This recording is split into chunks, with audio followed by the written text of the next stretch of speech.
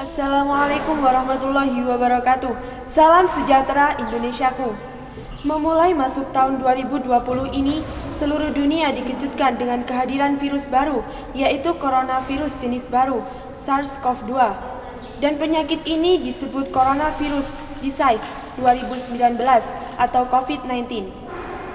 COVID-19 adalah sebuah penyakit yang masih sangat baru, dan para peneliti masih mempelajari tentang penyakit ini. Pandemi COVID-19 di Indonesia merupakan bagian dari pandemi penyakit coronavirus 2019 atau COVID-19 yang sedang mewabah ke seluruh dunia. Pandemi COVID-19 tak hanya menghadirkan resah tentang ancaman kesehatan, tetapi juga ancaman kesejahteraan. Pandemi COVID-19 membawa dampak yang sangat besar bagi pertumbuhan perekonomian dan pendidikan. Dampak itu sangat dirasakan oleh masyarakat. Pandemi COVID-19 tak hanya menghadirkan resah tentang ancaman kesehatan, tetapi juga ancaman kesejahteraan. Pandemi COVID-19 membawa dampak yang sangat besar bagi pertumbuhan ekonomi dan pendidikan.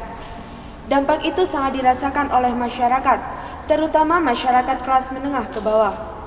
Sebagai tanggapan terhadap penyebaran pandemi, beberapa wilayah mulai memberlakukan pembatasan sosial berskala besar atau PSBB. Sebagai tanggapan terhadap penyebaran pandemi, beberapa wilayah mulai memberlakukan pembatasan sosial berskala besar atau PSBB.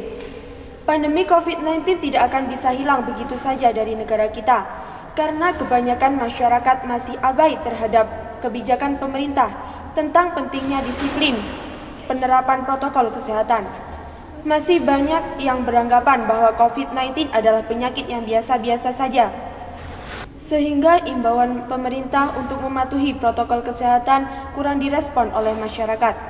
Pemerintah juga memberikan bantuan sosial kepada masyarakat menengah ke bawah yang terdampak COVID-19. Triliunan rupiah telah dikeluarkan oleh pemerintah untuk menjaga kestabilan ekonomi masyarakat.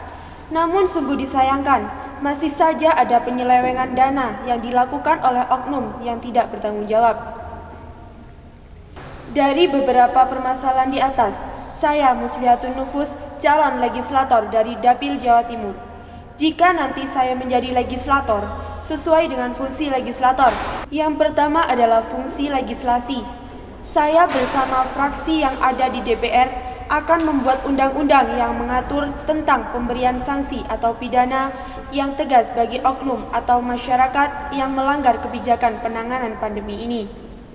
Yang kedua adalah fungsi pengawasan. Saya bersama masyarakat dan aparat penegak hukum akan mengawasi jalannya penyaluran dana bantuan sosial agar tepat sasaran, mengingat adanya penyelewengan anggaran oleh oknum yang tidak bertanggung jawab. Yang ketiga adalah fungsi anggaran. Saya akan mendorong pemerintah untuk segera mencairkan anggaran yang sudah dialokasikan untuk penanganan pandemi COVID-19 dan pemberian bantuan sosial kepada masyarakat yang terdampak pandemi COVID-19 secara merata dan tepat waktu, agar bantuan tersebut bisa segera dimanfaatkan oleh masyarakat. Karena pada saat ini banyak terjadi PHK, sehingga banyak dari mereka kehilangan penghasilan.